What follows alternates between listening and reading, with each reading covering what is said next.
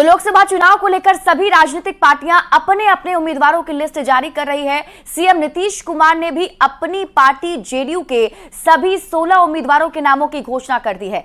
कुछ सीटों पर नए उम्मीदवार हैं तो वहीं कई जगहों से पुराने चेहरे को फिर से दोहराया गया है। नीतीश कुमार की पार्टी ने कैसे इस बार के लोकसभा चुनाव में जातीय समीकरण को बांधने का प्रयास किया है, इस रिपोर्ट में देखिए।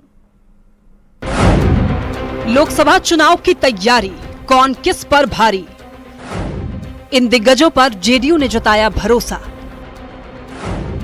जेडीयू ने 16 प्रत्याशियों की लिस्ट जारी की। किसे मिला मौका, किसका कटा टिकट, कौन कहां से लड़ेगा चुनाव।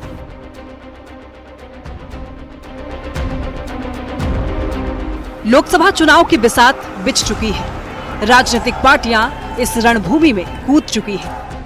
सभी अपने अपने उम्मीदवारों की लिस्ट जारी कर अपने जीत का दावा कर रही है।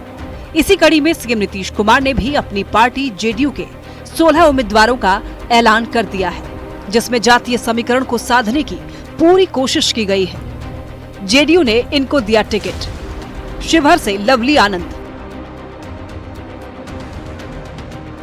मुंगेर से ललन सिंह, नालंदा से कौशलेंद्र कुमार, पूर्णिया से संतोष कुशवाहा, सीतामढ़ी से देवेश चंद्र ठाकुर, सुपौल से दिलेश्वर कामत, सिवान से विजय लक्ष्मी कुशवाहा, गोपालगंज से आलोक सुमन, जहानाबाद से चंद्रेश्वर चंद्रवंशी, बांका से गिरधारी यादव, भागलपुर से अजय मंडल,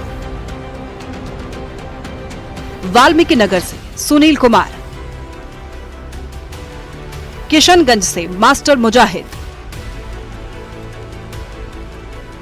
कटिहार से दुलाल चंद गोस्वामी, झंझारपुर से रामप्रीत मंडल, मधेपुरा से दिनेश चंद्र यादव। राष्ट्रीय जनतांत्रिक गठबंधन का लक्ष्य है, पिछले 2019 के चुनाव में हम लोग 40 सीट जीते थे। इस बार हम लोग जो एक सीट हार गए थे उसको भी जीतेंगे। वहीं इस बार की सिटिंग सीट में सिर्फ 2 सीट में बदलाव किए गए हैं। सिवान सीट से कविता देवी का टिकट कट गया है। इस सीट से विजय लक्ष्मी को टिकट मिला है। सीतामढ़ी से सुनील कुमार पिंटू का टिकट कट गया है। सीतामढ़ी से देवेश चंद्र ठाकुर को टिकट मिला है। लोकसभा चुनाव के लिए जेडीयू ने इस बार अपने 12 मौजूदा सांसदों को फिर से प्रत्याशी बनाया है। सीट शेयरिंग में जातीय समीकरण का भी विशेष ध्यान रखा गया है।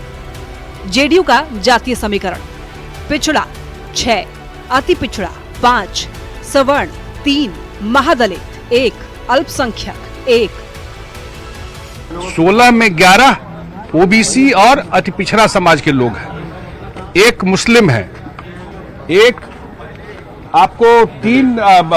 आपको महादलित है और 3 सवर्ण समाज के लोग हैं। उसमें से 2 महिलाएं हैं। ये 16 सीट हम लोगों ने दिया है। बता दें, 2024 के लोकसभा चुनाव को लेकर बिहार में एनडीए ने सीट बंटवारा पहले कर दिया था। इसमें बीजेपी को 17 सीट, जेडीयू को 16, चिराग पासवान की लोक जनशक्ति पार्टी को 5, जीतन राम मांझी के हम पार्टी को 1 सीट, उपेंद्र कुशवाहा को 1 सीट की सहमति बनी थी। हालांकि अभी तक प्रत्याशियों की घोषणा नहीं की गई थी, लेकिन मुख्यमंत्री नीतीश कुमार ने अपने सभी 16 सीटों पर उम्मीदवार घोषित कर दिया है। इसमें कई पुराने नाम हैं तो कुछ नए लोगों को भी जेडीयू ने मौका दिया है। लिस्ट जारी होने के बाद उम्मीदवारों के समर्थकों में खुशी की लहर दौड़ गई है। पूर्णिया से तीसरी बार उम्मीदवार बने संतोष कुशवाहा ने नीतीश कुमार और एनडीए के सभी नेताओं का आभार जताया। एनडीए के प्रत्याशी के रूप में मुझे पूर्णिया से चुनाव लड़ने का तीसरी बार मौका मिला है। यह मौका पूर्णिया की जनता, पूर्णिया के आम आवाम का स्नेह, प्रेम और आशीर्वाद का परिणाम है।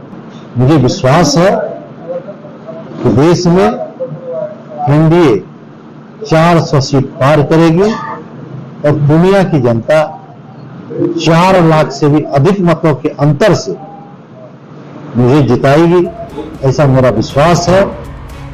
तो कुल मिलाकर कह सकते हैं कि बीजेपी का मिशन 400 के पार में इन 16 उम्मीदवारों के कंधे पर सीएम नीतीश ने एक बड़ी जिम्मेदारी सौंप दी है। और अब ये तो वक्त ही बताएगा कि लोकसभा चुनाव में ऊंट किस करवट बैठेगा, किसके सिर ताज सजेगा और कौन होगा निराश। न्यूज़ 18 के लिए संवाददाता आनंद अमृतराज के साथ ब्यूरो रिपोर्ट।